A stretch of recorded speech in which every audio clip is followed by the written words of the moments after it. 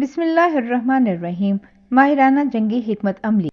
دن چڑھ رہا تھا، مسلمانوں کی فوج احد کی طرف بڑھ رہی تھی۔ عین جنگ کے میدان میں دشمن کی نظر کے سامنے عبداللہ بن ابی سلول نے جھگڑا کھڑا کر دیا۔ بولا، آقا صلی اللہ علیہ وآلہ وسلم سے آپ نے میری بات نہیں مانی شہر کے اندر رہ کے دفاع کرنے کی۔ میں اپنے ساتھ لائے 300 لوگ واپس لے جا رہا ہوں۔ مسلمان ہکے بکے رہ گئے۔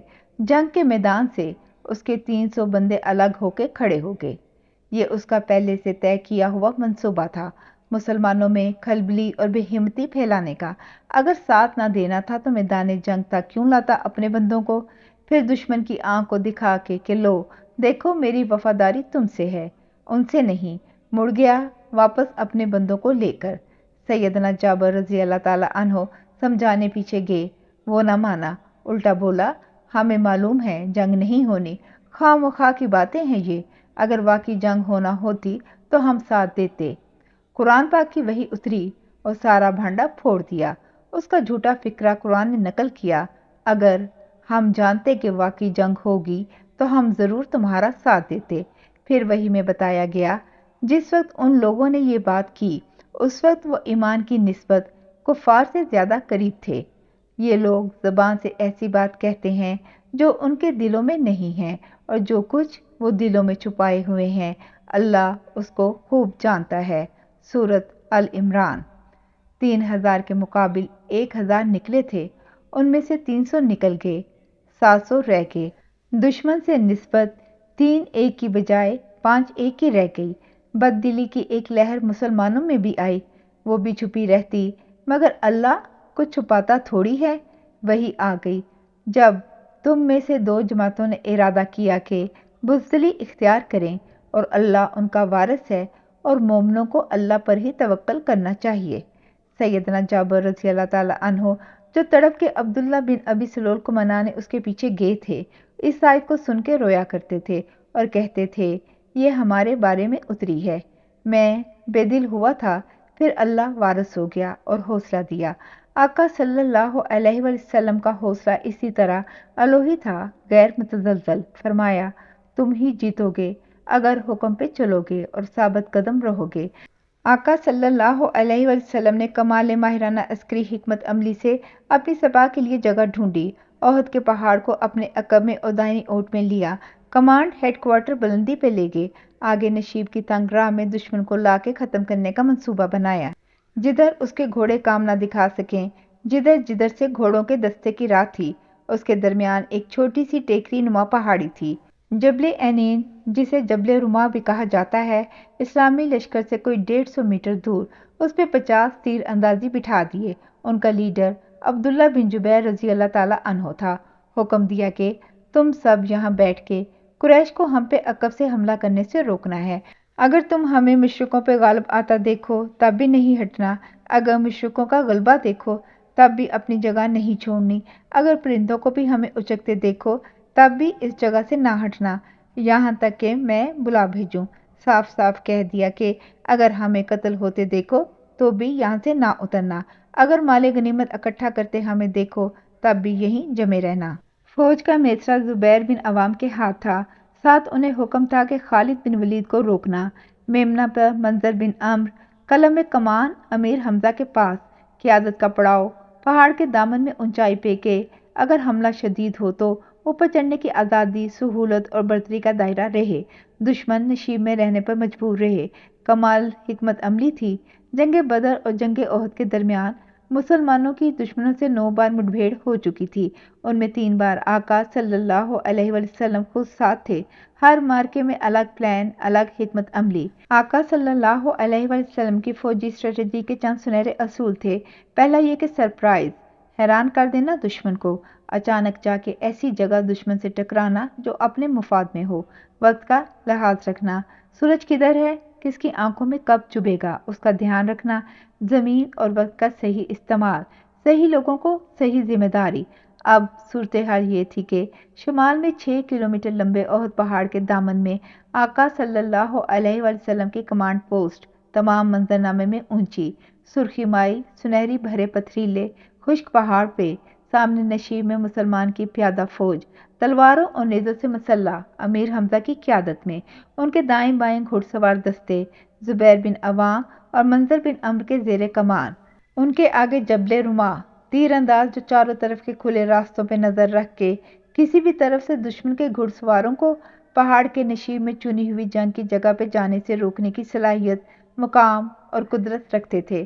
دشمن احد کے جنوب میں مدینے کی طرف، مگر مدینہ جانے کے اس کے راستے میں آقا صلی اللہ علیہ وآلہ وسلم نے ایک ہی حفاظتی حصار بنا رکھا تھا۔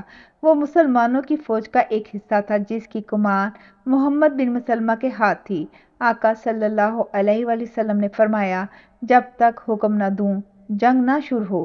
پھر آقا صلی اللہ علیہ وآلہ وسلم نے اپنی تلوار کو میان سے نکال کے لہرایا، صبح کی دھوپ کرنوں میں وہ تلوار کٹے ہوئے سورج کی طرح چمکی، اور آقا صلی اللہ علیہ وآلہ وسلم نے فرمایا، یہ تلوار اسے دوں گا جو اس کا حق ادا کرے۔ کون حق ادا کرے گا؟ کئی ہاتھ لپکے۔ سیدنا ابو دجانہ رضی اللہ تعالیٰ عنہ لپک کے آگے آئے اور وہ بولے، آقا صلی اللہ علیہ وآلہ وسلم کیا حق ہے اس کا؟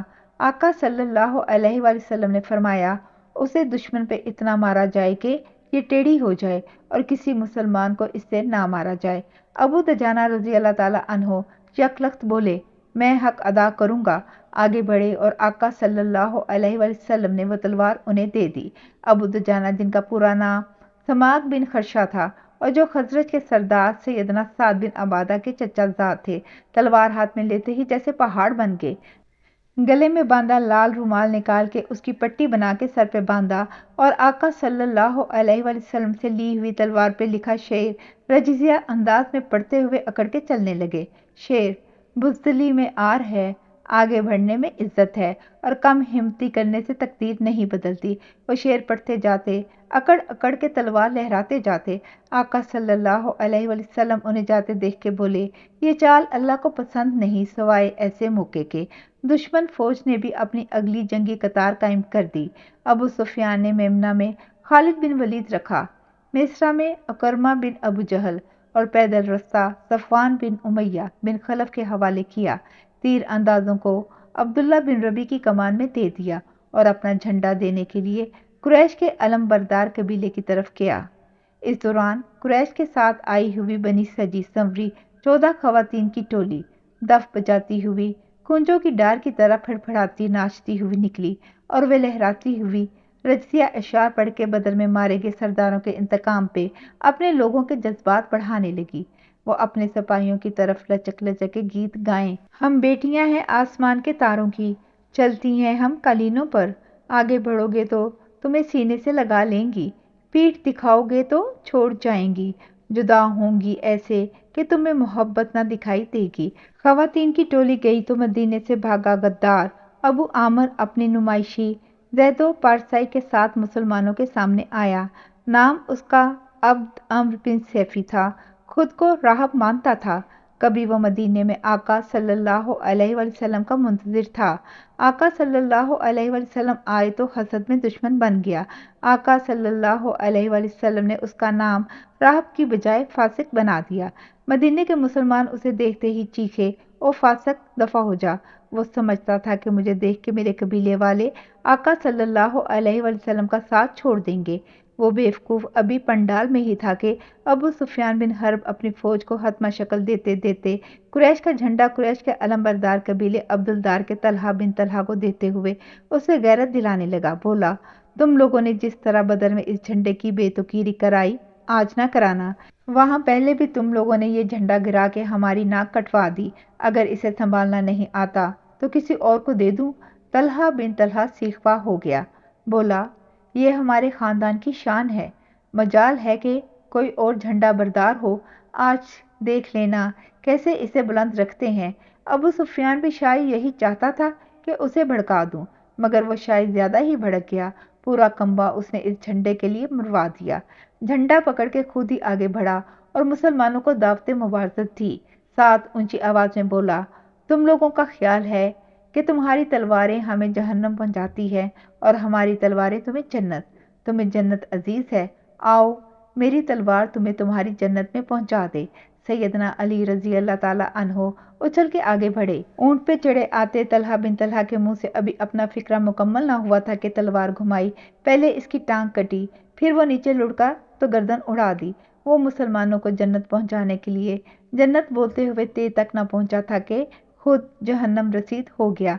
झंडा तो झंडा बरदार कबीले के लिए उनका हक था। तलहा बिन तलहा का भाई उस्मान बिन तलहा भाग के आया और झंडा गिरने से बचाने लगे। सैयदना हमजा रजी अल्लाह ताला अन्हो की तलवार इस बार लहराई, कंधे पे पड़ी, नाफ तक उसे चीर दिया। इन दोनों का तीसरा भाई अबू साद बिन अबी तलहा इस बार झंडा पकड़ने आया तो दूर खड़े साद बिन अबी वकास ने ताक के तीर मारा और फिर तलवार से लपक के उसे भी मार दिया। तलहा का एक और बेटा जलास बिन तलहा झंडा उठाने आया तो सैयदना तलहा बिन उबैदुल्लाह ने मार गिराया। इस खानदान का छठा बंदा अरतात बिन शर्जील झंडे को पकड़ने लपका तो फिर सैयदना अली रजी अल्लाह ताला अन्हो की तलवार चमकी और वो बुझ गया। इस खानवादे के 6 लोगों के बाद दूसरे 4 बंदे इस झंडे को उठाने आए मगर मारे गए। फिर झंडा बरदार कबीले का एक गुलाम सराब आगे आया, वो झंडा उठा के बचा ले गया। मुसलमान उसके पीछे लपके, वो बहादुरी से लड़ा, आखिर मरते हुए बोला, मैंने तो कोई कसर न छोड़ी। झंडा जमीन पर गिरा रह गया। ऊपर धूल मट्टी और घोड़ों, ऊंटों और लोगों के पैरों के निशान उसे रौंद गए। आम लड़ाई शुरू हो गई। लड़ाई के आगाज में ही कुरैश के 10 लोग मारे गए। वो खौफजदा हो गए। उधर अबू दजाना रजी अल्लाह ताला अन्हो सर पे सुर्ख पट्टी, जिसे लोग असाबतुल मौत यानी परवाना मौत कहते थे, बांधे कुरैश के लश्कर में खून बहा रहा था। एक बार उसकी तलवार की जद में भागती हुई अबू सुफियान की बीवी हिंदा की गर्दन आई। तलवार उठ चुकी थी। अबू दजाना रजी अल्लाह ताला अन्हो ने उसकी गर्दन तक पहुंचने से पहले रोक दी और जेरे लब बोला, आका सल्लल्लाहु अलैहि वसल्लम की तलवार है। इस तलवार की शान नहीं कि एक औरत पे आजमाई जाए। मुसलमानों के हाथों इतने थोड़े से वक्त में इतने कुरैशियों के मारे जाने से उनके पूरे लश्कर में हैबत छा गई। उनके सिपाही खौफ से बितके, फिर भाग खड़े हुए। उनकी सफबंदी बिगड़ गई। वो औरतें जो अपने सिपाहियों को जंग में जमे रहने के लिए आई थीं, सबसे ज्यादा पर कटे परिंदों की तरह दौड़ रही थीं। पिंडलियों से अपनी चादरें ऊपर किए वो रेत के कंकरों पे भागती तो पैरों से बंदी पाजेबें बजती, कलाइयों में पहनी चूड़ियां खनखनाती। मर्दों की निस्बत वो दौड़ती हुई गिरती भी बार बार थीं। जारी है जज़ाकल्लाह खैर।